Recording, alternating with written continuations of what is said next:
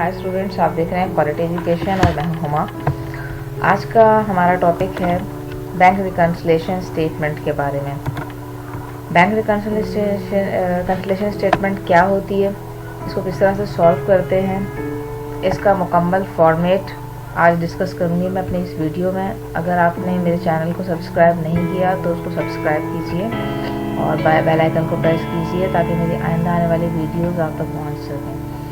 Bank reconciliation statement का basic concept मैं आपको बता देती हूँ। देखिए, हम जब बैंक के साथ हमारी डीलिंग होती है तो हम उस तमाम जो भी ट्रांजैक्शन होती हैं हमारी, उसे हम अपने पास रिकॉर्ड करते हैं। अगर आपने कैश बुक पढ़ी है तो उन स्टूडेंट्स को बहुत आसानी हो जाएगी।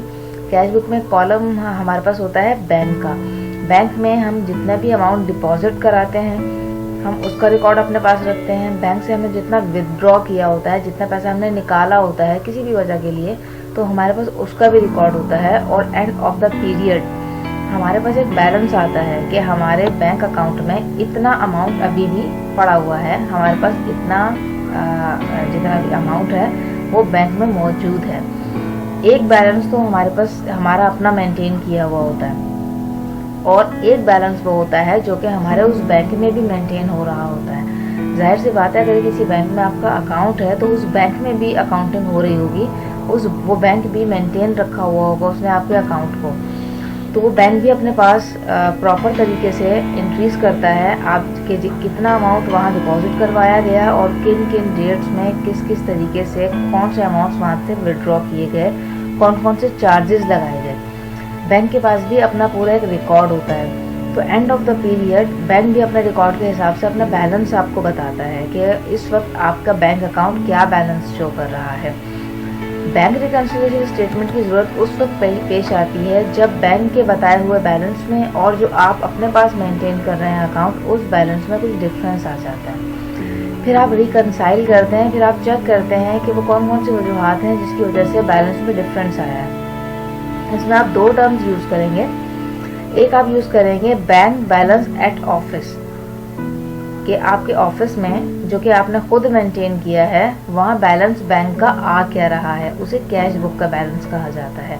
जो कि आप खुद अपने ऑफिस में अपने किसी भी कारोबार में बैंक का अकाउंट अपने पास जो एक मेंटेन कर रहे हैं, अपने पास रिकॉर्ड रखा हुआ है आपने, वो कैश बुक कहलाएगा। ठीक है, ये आपने खुद मेंटेन किया हुआ होता है। दूसरे आपके पास टर्म यूज होती है बैंक बैलेंस एट बैंक, कि बैंक में कितना बैलेंस है इस वक्त, बैंक ने अपने पास जो रिकॉर्ड रखा हुआ है उसके हिसाब से क्या बैलेंस आ रहा है, तो उसको पासबुक का बैलेंस कहते हैं या balance recording bank according to bank statement कहा जाता है उसको। दो बैलेंसेस होते हैं और जब इन दोनों में डिफरेंस आ जाता है तो फिर आपको बैंक रिकन्सिलिएशन की स्टेटमेंट बनानी होती है। फिर आपको चेक करना होता है कि ऐसी कौन सी एंट्रीज हैं जो कि बैंक से रिकॉर्ड होना रह गई हैं, जो कि हमने रिकॉर्ड की हैं अपने पास लेकिन बैंक ने रिकॉर्ड नहीं की हैं, वो कौन सी एंट्रीज हैं, या फिर वो कौन सी एंट्रीज हैं जो कि बैंक ने तो रिकॉर्ड की हुई हैं अपने पास लेकिन वो हमसे रिकॉर्ड होना रह गई हैं। दो ही वजूहात हो सकती हैं ना, इन दोनों में से कोई एक रीज़न होगी जिसकी वजह से आपका बैलेंस टैली नहीं कर रहा होगा बैंक के साथ।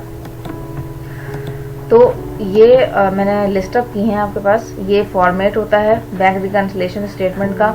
आपने इस तरह से कॉलम बनाने हैं। पर्टिकुलर का कॉलम है आपके पास, एक कॉलम आपके पास कैश बुक का होगा। कैश बुक का कॉलम वो कॉलम है जो कि आपने खुद से मेंटेन किया हुआ है अकाउंट, और एक पासबुक का बैलेंस होता है आपके पास, यानी कि वो बैलेंस वो कॉलम जो कि बैंक स्टेटमेंट के थ्रू आपके पास इंफॉर्मेशन आई है, यहाँ उसकी एंट्रीज होंगी। क्वेश्चन के स्टार्ट में आपको दो बैलेंसेस दिए जाते हैं, जैसे कि सवाल में मैंने आपको दिखाया है कि दो बैलेंस है। यहाँ पर हमारी कैश बुक दिखा रही है 8300 का बैलेंस, जबकि पासबुक का बैलेंस 6000 है। तो इन दोनों में क्या आ गया, दोनों में डिफरेंस आ गया। दोनों बैलेंसेस जो हैं वो डिफर कर रहे हैं। तो अब हमने रीजंस देखनी है कि इनमें फ़र्क क्यों आया है। आप में ये कुछ रीजंस नीचे लिस्ट अप हुई हुई हैं, यहाँ से लेकर और यहाँ तक ये तमाम रीजंस अगर आ जाती हैं आपके किसी भी क्वेश्चन में तो उसको ऐड कर दिया जाएगा। ये देखिए ऐड लिखा हुआ है, ऐड कर दिया जाएगा आपकी कैश बुक के अंदर। क्यों ऐड किया जाएगा उसके रीजंस में भी आपको बता देती हूँ। फर्स्ट पे लिखा हुआ है डायरेक्ट डिपॉजिट बाय कस्टमर। आपका एक कस्टमर है जिसने आपको पेमेंट करनी थी, अब उसने आपको पेमेंट नहीं की है, उसने डायरेक्टली जाके आपके बैंक में पैसे जमा करवा दिए हैं। डिपॉजिट करा दिया आपके अकाउंट में और अभी तक आपके पास कोई इन्फॉर्मेशन नहीं है, लेकिन बैंक में जब पैसा गया है तो बैंक ने तो अपने पास उसको ऐड कर लिया होगा, इस वजह से उसका बैलेंस ज़्यादा शो हो रहा होगा आपके अकाउंट के निस्बत। तो ये जो डायरेक्ट डिपॉजिट है, अगर इसको आप अपने पास कैश बुक में ऐड कर लेंगे तो आपका बैलेंस ठीक आ जाएगा। तो इसको आप क्या करेंगे, डायरेक्ट डिपॉजिट को आप कैश बुक में ऐड करेंगे। ये देखिए शो हो रहा है, कैश बुक में आप इसको ऐड करेंगे। ठीक है स्टूडेंट्स, सेकेंड एंट्री की तरफ आइए। Bank receive note receivable not record in cash book. Bank ने रिसीव किया एक नोट रिसीवेबल था जो कि हमने रिसीव करना था, वो हमारे बजाय हमारा कस्टमर ने जाके हमारे बैंक में जमा करवा दिया। तो अगर बैंक ने रिसीव किया हमारे बिहाफ पे कोई नोट रिसीवेबल तो उसने हमारे अकाउंट में जमा कर दिया होगा, इसलिए हमारा अकाउंट वहाँ पे ज़्यादा शो हो रहा होगा। तो हमें ये अमाउंट अपने पास कैश बुक में ऐड करनी होगी ताकि हमारा जो कैश बुक का बैलेंस है वो भी सही बैलेंस शो कर सके। तो ये नोट रिसीवेबल अगर बैंक रिसीव कर ले तो उसको अपनी कैश बुक में ऐड कर देते हैं। थर्ड, बैंक क्रेडिटेड इंटरेस्ट या मार्कअप या प्रॉफिट। पहले तो एक बात अच्छे से समझ लीजिए कि बैंक जब भी क्रेडिट करेगा कोई भी अमाउंट तो आपने अपने पास उसको प्लस करना है। ये तो फुल एंड फाइनल बात है कि जैसे ही बैंक ने कुछ क्रेडिट कर दिया तो आपने अपने पास उसको प्लस करना है। अब बैंक कुछ भी क्रेडिट कर सकता है, वो आपको इंटरेस्ट दे सकता है, मार्कअप दे सकता है या बैंक आपको प्रॉफिट दे सकता है। तो जैसे ही उसने इन तीनों चीज़ों में से आपको कुछ भी दिया और वहाँ लिखा हुआ है कि बैंक ने क्रेडिट किया है तो आप उस अमाउंट को प्लस कर देंगे अपनी कैश बुक में। आगे देखिए मजीद है dividend collected by bank. Bank ने कलेक्ट किया, देखिए कलेक्ट का मतलब होता है रिसीव करना। बैंक ने रिसीव किया है डिविडेंड, तो ये आपका प्रॉफिट था जो कि बैंक ने रिसीव किया है। बैंक ने रिसीव करके आपके अकाउंट में प्लस कर दिया होगा ऑब्वियसली। अब जब आपके अकाउंट में प्लस कर चुका है बैंक तो आप भी अपने पास प्लस कीजिए ताकि आपका बैलेंस बैंक के बैलेंस से टैली कर जाए। डिविडेंड कलेक्टेड बाय बैंक को कैश बुक में ऐड करते हैं।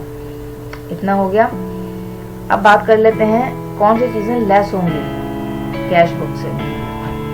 सबसे पहले है उसमें बैंक डेबिटेड, बैंक ने डेबिट कर दिया। अब बैंक ने किसी भी मद में डेबिट किया हो आप अपने पास से उसको लेस करेंगे।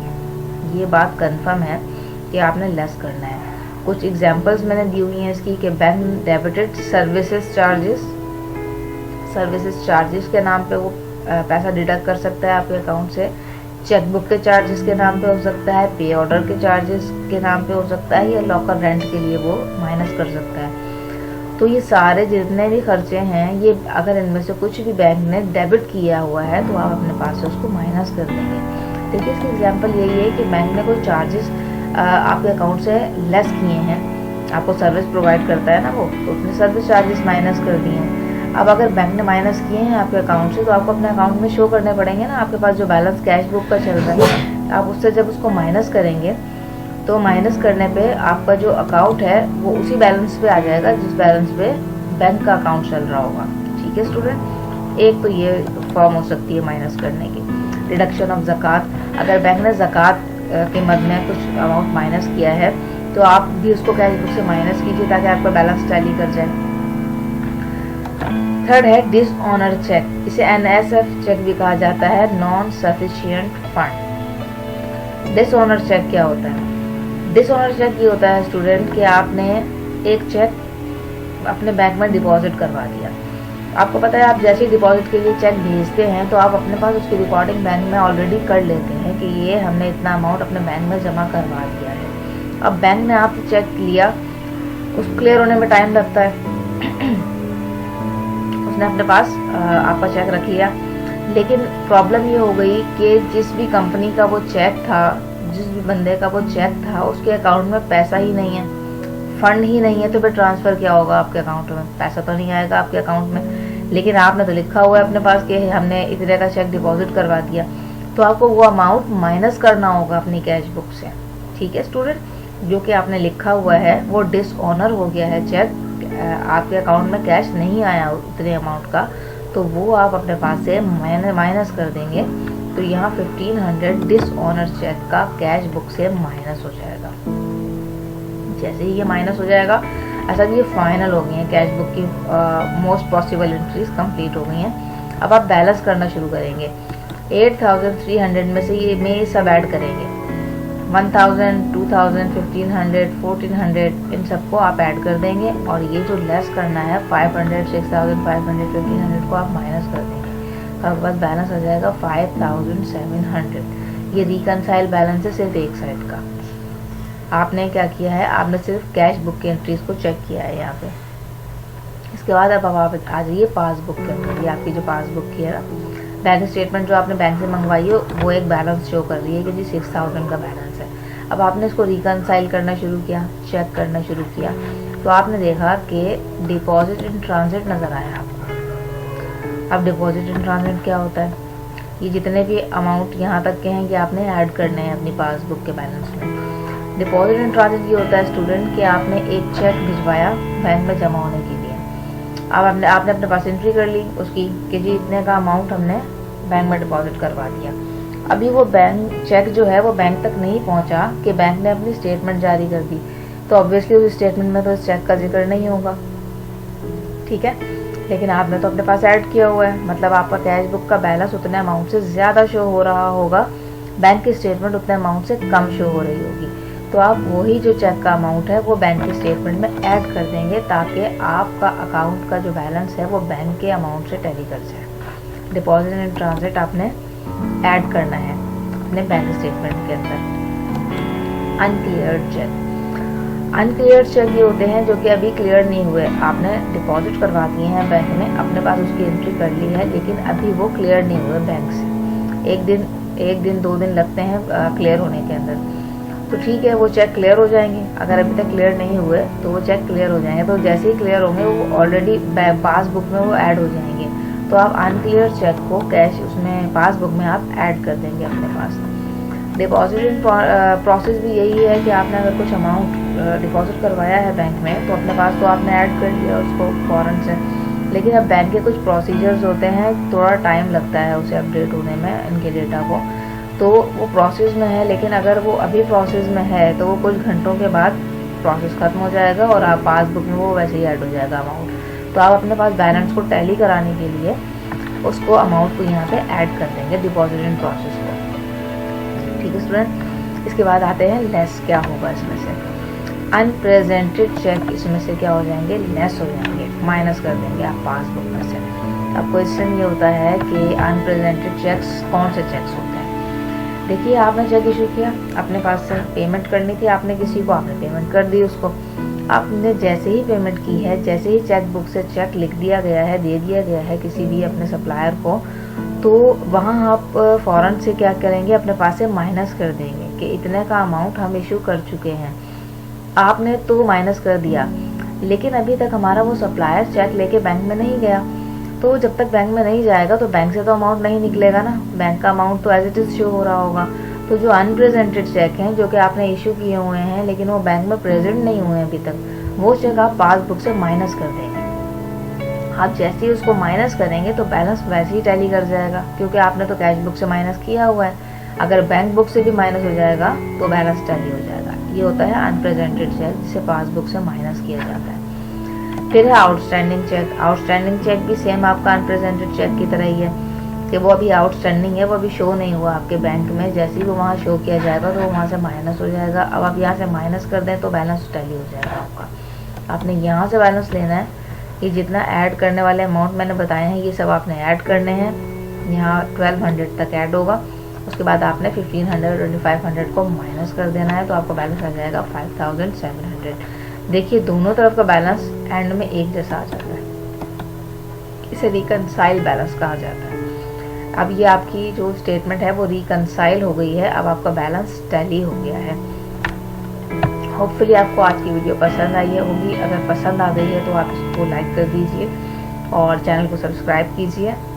बेल आइकन को ज़रूर प्रेस कीजिएगा ताकि आइंदा आने वाली वीडियोस आप तक बआसानी पहुंच सकें।